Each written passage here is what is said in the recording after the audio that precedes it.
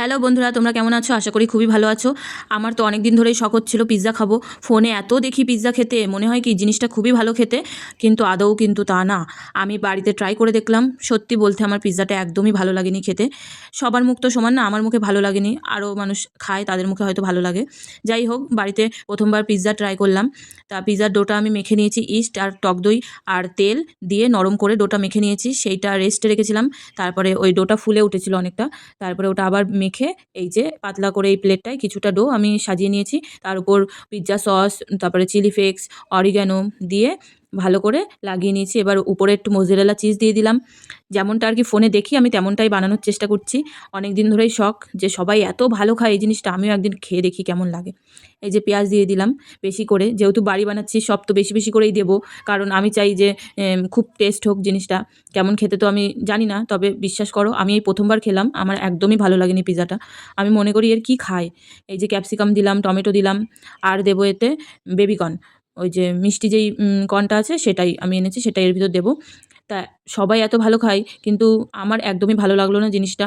এত টাকা দিয়ে মানুষ এই কিনে খায়, আমি তাই চিন্তা করি বাবা, আমরা বাবা গরিব মানুষ, আমাদের সত্যি কথা বলতে এত টাকা দিয়ে এই কিনে খাওয়ার কোনো দরকার পড়ে না। আর একদমই আমার টেস্টটা ভালো লাগেনি, টক টক খেতে একদম বিচ্ছিরি। আমার মোমোটা ভালো লেগেছিল, কিন্তু এইটা একদমই ভালো লাগেনি। সত্যি কথা, বড়লোকিদের খাবার দেখতে ভালো লাগলেও খেতে ভালো লাগেনি একদম। ভরে ভরে বেবিকর্ন দিয়ে দিলাম, তার উপরে ভরে ভরে চিজ দিয়ে দিচ্ছি। এগুলো মোজারেলা চিজ। আমি ভাবছি বাড়িতে বানাচ্ছি, বেশি করে চিজ দিই, সবাই দেখি চিজ এত খেতে পছন্দ করে, তা চিজটা আমি ভরে ভরে দেবো, হ্যাঁ, যাতে টেস্টটা অনেক ভালো হয়। একদম ভরে ভরে চেপে চেপে আমি চিজ দিয়েছি।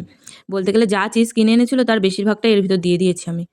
তা যাই হোক, এটা কিন্তু রেডি হয়ে গেছে। উপর থেকে আরেকবার আমি চিলি ফ্লেক্স, অরিগ্যানো এগুলোও দিয়ে দেবো।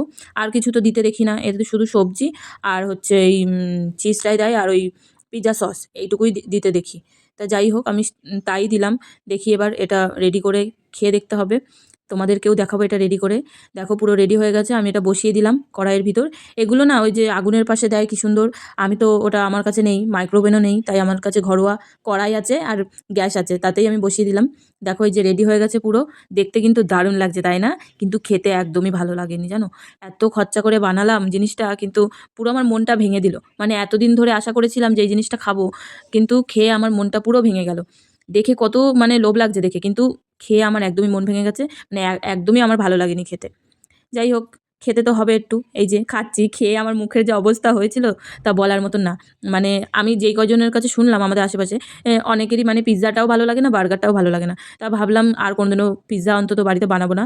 বার্গারটাও ট্রাই করবো ভেবেছিলাম, তা সেটাও আর ট্রাই করবো না। কারণ এই পিৎজার অবস্থা দেখে আমার বার্গার ট্রাই করার শখটাই মিটে গেছে। একদমই ভালো খেতে না। মানে আমি মুখে দিয়ে তো মানে কি বলবো, আমি তো চমকে গেছি যে এত সুন্দর দেখতে আর এরকম খেতে। মানে কোনো সেইভাবে কোনো টেস্ট নেই। মানে টক, টক কেমন একটা খেতে। মানে একদমই ভালো লাগেনি আমার। যাই হোক, তাও বানিয়েছে যখন এত পয়সা দিয়ে, খেতে তো একটু হবেই। খেয়ে নিলাম, কিন্তু অতটাও ভালো লাগেনি। তোমরা যদি বাড়িতে বানাও তাহলে অবশ্যই বলবো যে ভেবেচিন্তে বানিও আর কম করে বানিও, যাতে নষ্ট না হয়। টাটা।